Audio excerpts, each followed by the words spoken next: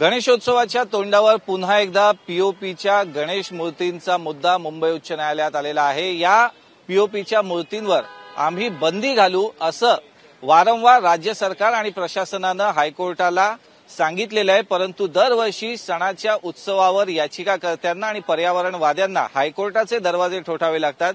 हीच परिस्थिती यावर्षीही दिसते। रोहित जोशी आपल्यासोबत आहेत। काय सांगाल, पुन्हा एकदा जे आदेश ऑलरेडी कोर्टाने दिलेले आहेत त्याची अंमलबजावणी होत नाहीये आणि तुमच्यासारख्या अनेक पर्यावरण प्रेमींना दरवर्षी हायकोर्टात याच मुद्द्यासाठी यावं लागतं। बरोबर आहे। ही अत्यंत खेदाची गोष्ट आहे की सीपीसीबी गाईडलाईन्स 12 मे 2020 रोजीच त्यांनी दिल्या होत्या आणि त्या अनुषंगाने देशभरामध्ये प्लास्टर ऑफ पॅरिसच्या मूर्त्यांवरती ही उत्पादन, विक्री, साठवणूक या सगळ्यावरती बंदी आलेली होती। परंतु मध्यंतरीच्या काळात कोविड होता, त्यामुळे त्याचं इम्प्लिमेंटेशन झालं नसावं। पण त्यानंतर आज जवळपास 2-3 वर्षाचा कालखंड लोटला। राज्य शासन जिथे सर्वात मोठा गणेशोत्सव साजरा केला जातो महाराष्ट्रात, ते ह्या गोष्टीसाठी अत्यंत म्हणजे उदासीन असलेलं दिसून येत आहे आपल्याला। ह्या इम्प्लिमेंटेशनच्या बाबतीत त्यांनी कुठल्याही कारवाई ते करत नाहीयेत आणि वारंवार त्यांना सूचना करून, वारंवार त्यांच्याकडे पाठपुरावा करून, पत्रव्यवहार करूनही आजतागायत कुठल्याही प्रकारचं पीओपी बंदीचं त्यांनी इम्प्लिमेंटेशन प्रभावीपणे केलेलं नाहीये। आणि हाच मुद्दा घेऊन अनेक पर्यावरणप्रेमी, अनेक सामाजिक कार्यकर्ते आजवर अनेक कोर्टाच्या चक्रा मारलेल्या आहेत त्यांनी। आणि शेवटी या सगळ्या गोष्टीला कंटाळून म्हणा किंवा याच्यावरती काहीतरी इम्पॅक्टफुल कारवाई करायची म्हणा, हे नागपूर बेंच जे आहे मुंबई उच्च न्यायालयाचं, त्यांनी 2021 साली हे सुओ मोटो पिटिशन याच्यावरती दाखल केली।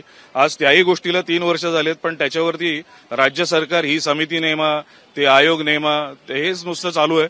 अर्थात कारवाई शून्य दिसते। आज तुम्ही मुंबईमध्ये कुठेही गेलात किंवा कुठेही महाराष्ट्रामध्ये कुठेही गेलात तर मार्केटमध्ये तुम्हाला 80 ते 90% मूर्ती ह्या पीओपीच्याच दिसतील। आणि या देशभरात बंदी असताना सुद्धा या पीओपीच्या मूर्ती कशा काय अवेलेबल होतात, हा खरंच मोठा गूढ प्रश्न आहे। आणि या सगळ्या गोष्टीला जे कारणीभूत आहे ते राज्य सरकार आहे आणि म्हणून आम्ही याच गोष्टीच्या विरोधामध्ये राज्य सरकारच्या या दिरंगाईमुळे आम्ही मुंबई उच्च न्यायालयात आज याचिका दाखल केली होती। त्याची आज प्रथम सुनावणी झालेली आहे। आपल्या राज्यभरातून जे पारंपरिक मूर्तिकार आहेत, जे पारंपरिक पद्धतीने मूर्ती घडवतात, आज ते देशदोरडीला लागलेत आणि ते या सगळ्या गोष्टींमुळे अत्यंत पिचलेले आहेत। त्यांच्या पुढच्या पिढ्या या व्यवसायात यायला तयार नाहीयेत आणि त्यामुळे ही जी कला ज्यांच्याकडे आहे पारंपरिक रित्या, ती आज मरते की काय, अशी आपल्या पुढे खूप मोठा प्रश्न निर्माण झालाय। पारंपरिक मूर्तिकार सुद्धा आपल्यासोबत आहेत। कडूजी, कशा पद्धतीनं बघताय तुम्ही? आज तुम्ही गेले अनेक पिढ्या तुमच्या या व्यवसायात आहेत, परंतु आज जो पीओपीचा वापर खास करून गणेश मूर्तींसाठी वाढलाय, कशा पद्धतीनं तुम्ही बघताय आणि व्यवसायावर याचा किती परिणाम होतोय? व्यवसाय म्हणण्यापेक्षा प्रत्येकाची मूर्तिकाराची जी व्यथा आणि मूर्तिकार ठिकावा हीच आमची इच्छा असते। कारण मूर्तिकार आता लोप पावत चाललाय। जो मूर्तिकार जो आहे त्याला ह्याच्यापासून बाजूला राहावं लागलंय आणि जो मूर्तिकार नसून आज मूर्तिकार बाजूला राहिल्यामुळे व्यावसायिक म्हणजे असे आजकाल तुमचे भाजी मार्केटमध्ये पण मूर्त्या मिळायला लागल्यात, हार्डवेअरमध्ये पण मूर्त्या मिळायला लागल्यात, रोडवरती पण मूर्त्या मिळायला लागल्यात आणि मूर्तिकार त्यामुळे बाबा कशाला तिथे 2,000 रुपयाला मूर्ती मिळते तर आमच्याकडे 3,000-4,000ला घेणार कशी मूर्ती? आणि त्या मूर्तीला पीओपीची मूर्ती वेळेला एखादा मूर्तिकार 30-35 मूर्त्या म्हणजे त्यांचे ग्रुप असतो, तो काढतो 30-35। पण आपल्या मातीच्या मूर्तिकाराला फक्त 1 नाही तर 2 मूर्त्या करता येतात आणि तो मातीचा मूर्तिकार मेहनत जास्त आहे। मातीचं कसं आहे, ती मळावी लागते, ती कमवावी लागते, काही गोष्टी मातीच्या कशा मेहनत जास्त आहे आणि म्हणून ती लोक पीओपीकडे वळलेली आहेत आणि गिरायकांना मातीच्या मूर्त्या हव्या असतात। पण काय झालंय, पीओपी जास्त प्रमाणात वाढल्यामुळे मातीच्या मूर्त्यांना कुठेतरी फटका बसतोय। कुठेतरी ही सर्वसामान्य आणि जे पारंपरिक मूर्तिकार आहेत त्यांची सुद्धा व्यथा आहे। रोहितजी, सध्या जर आकडेवारीचा विचार केला मुंबई आणि MMR रिजनचा, तर काय सध्या ही आकडेवारी आहे? एक साधारण अंदाज तुमच्याकडे आहे? आपल्या मुंबई महानगर प्रदेशामध्ये साधारणतः 15 लाख या गणेश मूर्ती, ह्या घरगुती गणेश मूर्ती बसवल्या जातात दरवर्षी आणि ह्याचा जो व्हॉल्यूम आहे, साधारण एक गणेश मूर्ती ही 10 किलोची असते। 15 लाख × 10 किलो, हे तुम्ही करा किती होतं ते गणित। आणि हा सगळा जो पीओपीचा जो राडारोडा आहे तो आपल्या सगळ्या नैसर्गिक स्रोतांमध्ये जातोय. त्यामुळे तिकडची जी जैवविविधता आहे ती संपूर्णतः नष्ट होते आणि त्याकरताच हे थांबवण्याकरता आम्ही हायकोर्टाला वारंवार विनंती हीच करतोय की पहिले म्हणजे सगळ्यात पहिले हे जिथे पीओपी मॅन्युफॅक्चरिंग हब आहेत, जसं पेणला हमरापूर आहे. पेण म्हणजे आपण असं समजतो की तिथे सगळ्या पर्यावरणपूरक गणेश मूर्तीच बनतात, पण ते हा खूप मोठा गैरसमज आहे. तिथे हमरापूर नावाचं गाव आहे जिथे लाखोंच्या संख्येने मूर्ती तिथे बनतात. तिथे तुम्ही पहिले धाडी घाला. हे जे पीओपी मॅन्युफॅक्चरिंग हब आहेत ते उद्ध्वस्त करा, त्यांच्यावरती कारवाई करा. आणि अशी कारवाई करणारे काय महाराष्ट्र पहिले राज्य ठरणार नाहीये. अशा कारवाया कर्नाटक सरकारने विशेष बिल आणून 5-5 लाखांचे दंड ठोठावलेले आहेत आणि जोपर्यंत हे दंड ठोठावत नाही तोपर्यंत यांना जरब बसणार नाही. ती आमची पहिली प्रेयर आहे. आमची दुसरी प्रेयर आहे की प्रत्येक जिल्हास्तरीय समित्या तुम्ही नेमा, ज्यांच्यामध्ये पारंपरिक मूर्तिकारांना तुम्ही घ्या, पर्यावरण कार्यकर्त्यांना घ्या आणि जे काही अथॉरिटीज आहेत त्यांच्या यांना घ्या आणि पुढची 5 वर्ष हे पीओपी बॅन 100% इम्प्लिमेंट करण्यासाठी त्याची पूर्वतयारी आत्तापासूनच सुरू करा.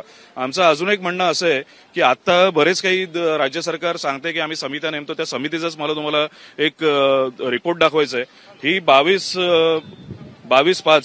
22 मे रोजी हे मंत्रालयामध्ये जी बैठक झाली पर्यावरण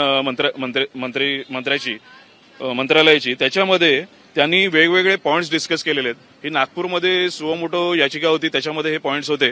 याच्यामधलं पॉइंट नंबर 4 मी तुम्हाला दाखवायला सांगतो काय आहे ते जरा वाचून घ्या. ही कदाचित महाराष्ट्रासाठी खूप मोठी बातमी असेल किंवा खूप धक्कादायक बातमी असेल. या समितीच्या रिपोर्टमध्ये असं म्हटलेलं आहे, मी वाचून दाखवतो तुम्हाला. सदस्य सचिव महाराष्ट्र प्रदूषण नियंत्रण मंडळ यांच्या अध्यक्षतेखाली मुंबई, पुणे व इतर प्रमुख शहरातील सार्वजनिक गणेशोत्सव मंडळांच्या प्रतिनिधींची बैठक बोलवून सार्वजनिक उत्सवातील मूर्ती विसर्जित न करता त्याचा पुनर्वापर करणे शक्य होईल का अथवा अन्य पर्यायाची पडताळणी करणे. म्हणजे तुम्ही हे म्हणताय की सगळं आपण हे करूया, पण प्रत्यक्षात ही लिप सर्व्हिस आहे, केलं काहीच जात नाहीये आणि पुन्हा हे निसर्गामध्ये मिसळलं जाते. तर कृपा करून हे सगळी निसर्गाची नासाडी थांबवा. आपल्याला पण जगायचंय, आपण पण माणूस आहे, निसर्गाचाच भाग आहोत.